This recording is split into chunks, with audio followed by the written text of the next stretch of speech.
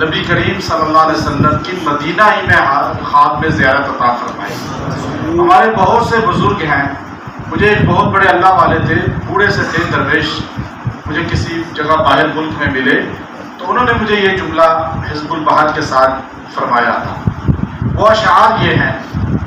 حن قلبی لہو فاض شوقا الی، حن قلبی لہو فاض شوقا الی، لست ارجو سوا شربتا من یدی، الصلاة علی والسلام علی،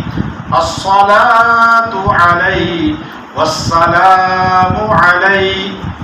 حن قلبی لہو۔ میرے دل کی ایک سب سے بڑی خواہش ہے، ہم اس میں یوں کہتے ہیں، میرے دل کی ایک بہت بڑی خواہش ہے، آخری خواہش ہے،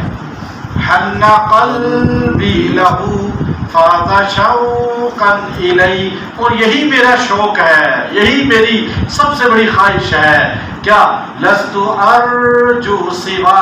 اس کے علاوہ کوئی میری خواہشات نہیں ہے، کوئی میری تمنا نہیں ہے، کیا؟ شربتا من یدی، کہ آپ کے ہاتھ سے حوض کوثر مل جائے، آپ کے ہاتھ سے مجھے شربت دیدار مل جائے، الصلاة علی والسلام علی۔ اب یہ ایسے اشعار ہیں، حضرت تیونس کا ذکر کیا، مجھے تیونس کے شیخ تھے اور وہ مجھے بوڑھے وہاں بیٹھے رہتے تھے مدینہ شریف میں، اور پہلی صف میں ہمیشہ بیٹھتے ہیں، تو میں ویسے ان سے بات چیت شروع کی تو حضرت نے فرمایا یہاں یہ پڑھا کرو، یہ پڑھ، میں نے اس کے بعد اپنا وظیفہ بنا لیا۔ اور آپ کو بتاؤں، روزہ رسول پہ جب سلام پڑھ کے آپ باہر نکلنے لگتے ہیں نا، تو آپ نے پیٹھ نہیں پھیرنی روزہ رسول کی طرف،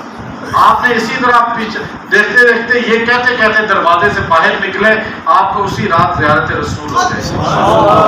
یہ ایسے جاندار